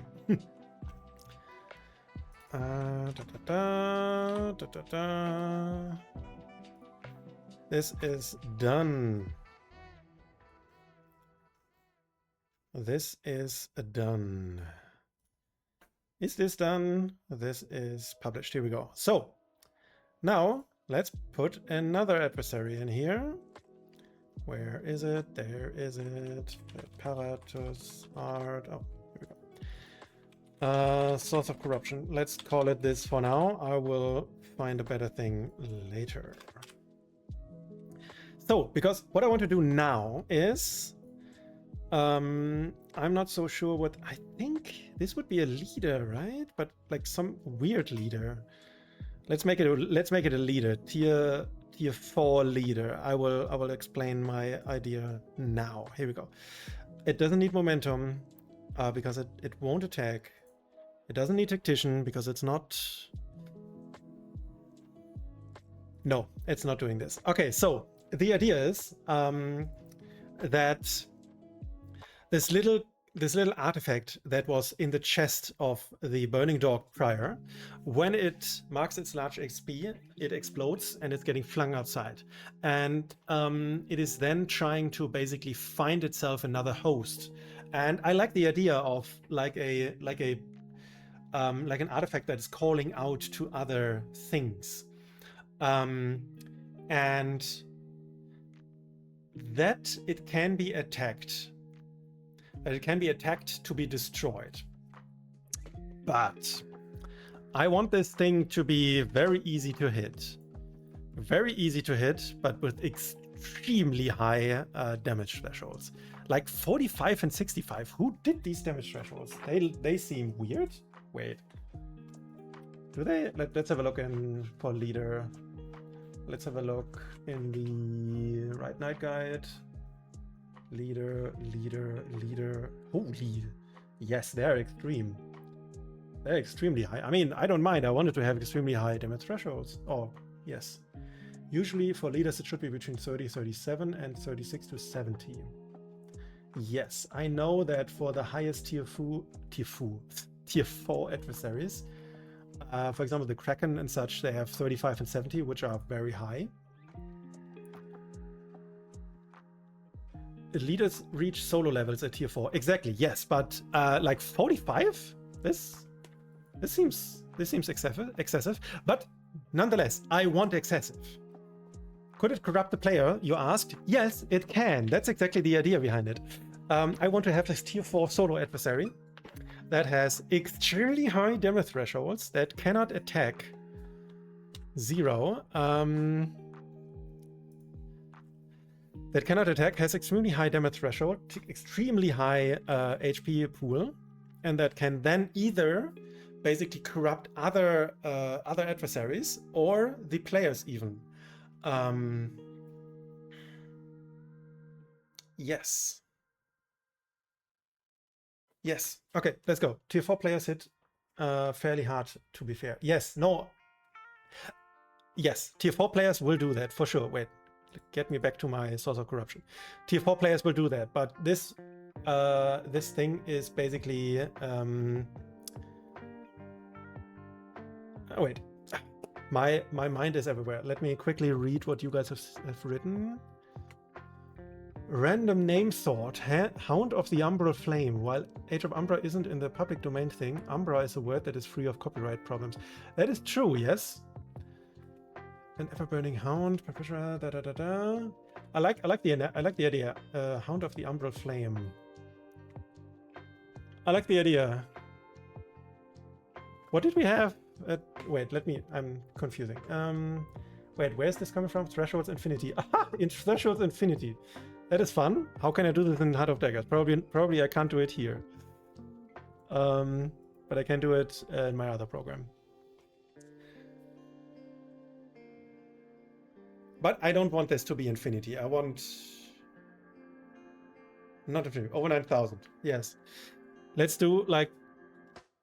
I mean, 50 is already very high, but...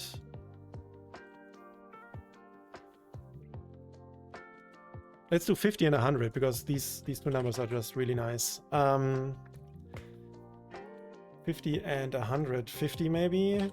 So that severe threshold is very high. Wait, what are you writing? Threshold 666. Love it. Infinity and beyond. That is fun. Now I understand it. Okay. With massive damage rules 2 and infinity and beyond. Yes. Anyway, so 50 and 150 is fine. I think 150 is very rarely to be here. Stress. I think I wanted to have high stress because I want to give it some features. 10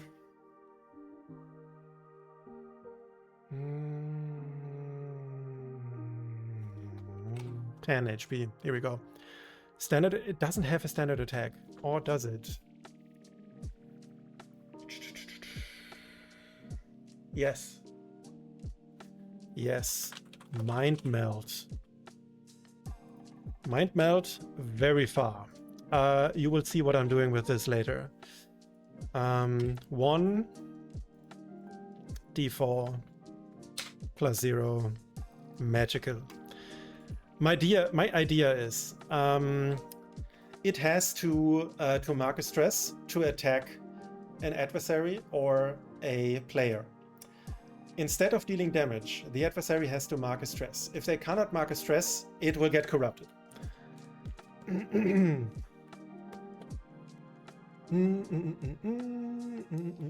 How does that sound? Mind, I will call it. Yeah. What is happening? Is it doing? Please don't die on me. I'm saving real quick. Mind melt. The XXX has to mark a stress to attack to make a standard against an adversary. I have to make a standard attack. I think it's clear. I don't have to write to make a standard attack against an adversary in far range. Blah, blah, blah. If they make and mark an HP as a result, they become corrupted. Oh yeah, this. Oh yeah, this could work. Yeah. Instead of dealing damage, the adversary has to mark a stress.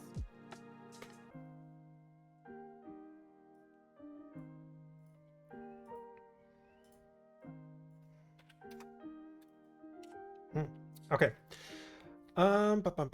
Phone spell checks. Yeah, I know the problem.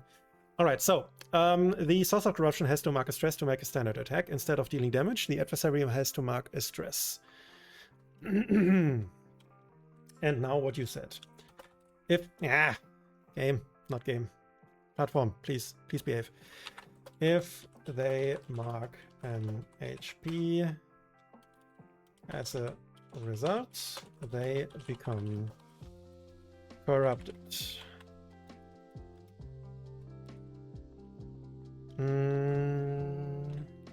I think I will make a new feature out of this.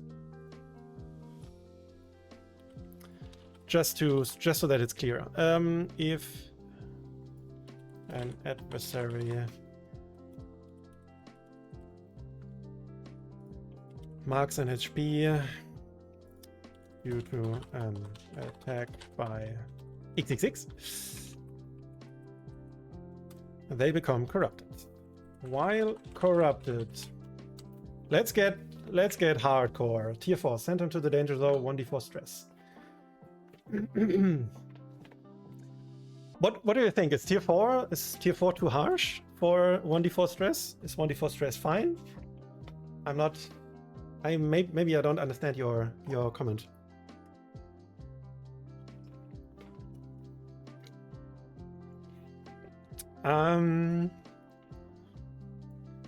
While corrupted. Oh wait. They become.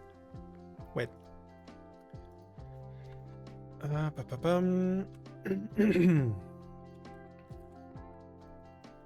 Due to an attack. Buttons. XXX basically attaches to their body. Excuse me. I think you should up it to they mark 1d4 stress, or at least more than one. Oh yeah. No, wait. Oh no. You're totally right. No, exactly. That's why I wrote 1d4 stress. Perhaps I write it differently. Perhaps I just write damage.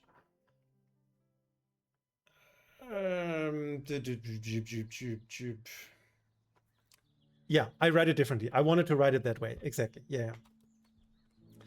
Instead of dealing damage, the adversary has to mark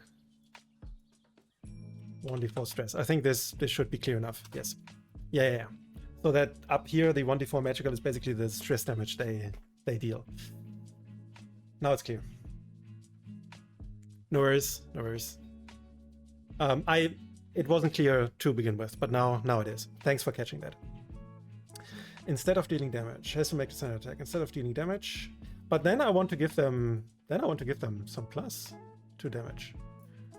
Then I want to give them some plus. Here we go, +5. Is this correct for leader? Between 8 and 10. Sure, let's do that. I want it to be scary. I want it to be super scary. All right. Super scary thing, +8 attack, 1d4 stress. Great. Now I probably have to look at the tier 2 Chaos Skull, what it does, because I don't want to repeat that. Let me quickly go to that. Chaos Skull, are they? Chaos Skull. Here we go. Ugh. Siphon Magic. Spend a fear to make an attack against a PC with a spellcast trait within very close range. On a success, the target marks 1d4 stress, and the skull clears that many stress. Additionally, on a success, the skull can immediately be spotlighted again. Yes, it's not attacking. It's basically doing this mind meld feature, right? Where it is it's attacking your psyche, and instead of dealing damage, you have to mark stress.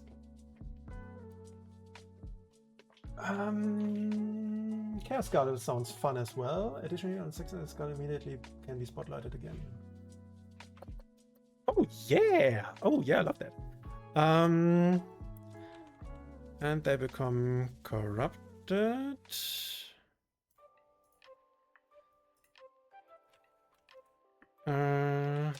They immediately take the spotlight. While corrupted, the GM may spotlight them. Like an adversary? How do you write this? Wait. What did I miss? Here's an ability for something I've made for tier 4. Very roughly worded. Functionally slow. Gets a token when it spotlights, must remove it to take an action, but every time he does damage, you gain a fear, and all PCs in the scene gain an approaching doom token. For each token they have, whenever they mark HP, they must mark an additional HP. That's fun. Approaching doom. Makes sense. That sounds like a cool feature. What if you just gave it a passive and normalized it, but said when a PC marks HP from an attack, but this adversary, they mark stress instead of HP. Yeah, I thought about that as well, but I think I rather have like this, it doesn't do damage, but immediately hitting your psyche. I think I like that better. Concentrate from when it does damage whenever it takes the spotlight. Take the spotlight has a token, yes. Wait, I wanted to make the corrupted. So,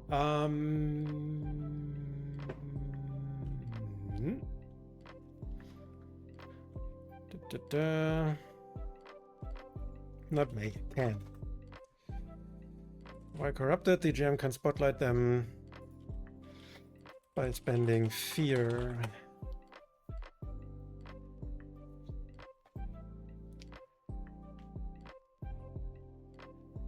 So the idea is that they don't lose access to their body, but the GM can basically force them to be spotlighted as an adversary and attack, or do anything else really around.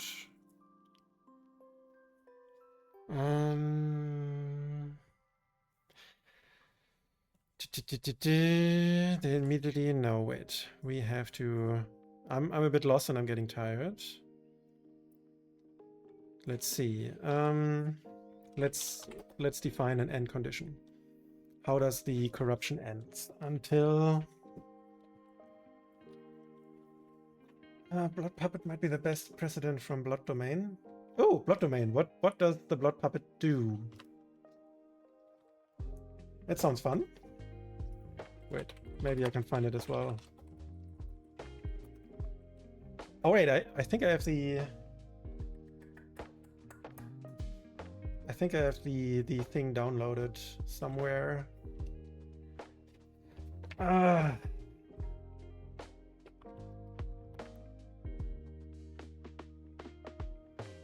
Okay, this might not be satisfactory, but I think I'm getting tired and I think I'm calling it here.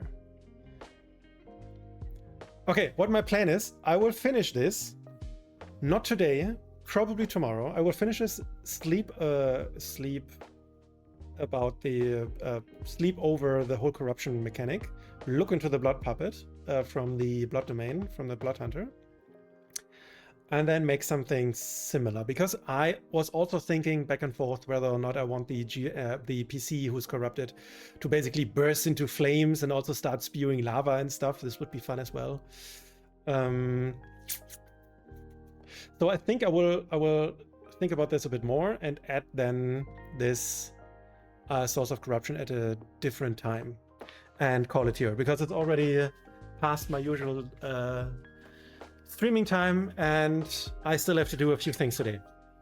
All right, I hope you are not too sad that I'm stopping here, and that you still had some fun. I had certainly fun, a lot of it. And we made this. Let's go quickly over to our thing that we made, the Hound of Corruption, or Hound of Umbral Flame was also really cool. But no, I think I remain for Hound of Corruption for now. Yes, Jeff, I am actually sleepy indeed, and also I'm getting hungry already. Now, because of all of this heat wave shit, I'm not sleeping well. That's why actually I'm getting sleepy indeed. Anyways, we made this really fun Hound of Corruption over here, the tier 3 bruiser. I'm not going over it again. Although I will think about HP and such about all of it, whatever. I will think about it later. Anyways, I'm stalling. Thank you very much for coming to the stream. I'm so glad that you spent the time with me this afternoon or morning, whatever time it is for you. Thanks again. If you want to take part into this week's Homebrew Challenge, you have seen the awesome image by Reparatus. Feel free to chime in. I will be writing after the stream now the Reddit post and the post over on the Heart of Daggers Discord server. Feel free to chime in. Put your own homebrew at any point of time during this week, anywhere you want. Show us what you come up with. I would be very happy to do to look at it. And thank you again for coming. Have a wonderful week, everyone. Feel free to go over our free Patreon. Free to sign up, no costs. We have tons of stuff all there already from not all, but most of the prior homebrew design weeks. We've put all of the stuff, the additions that we created on Patreon already, so you can find them there. Much more, and also there will be some, getting tired, sorry. There will be some teasers coming this week for our B supplement that is hopefully releasing next week. But I'm done now. Finally, finished, done, the stream is done. Have a wonderful week, everyone. See you on the Heart of Daggers Discord or anywhere else. Love you.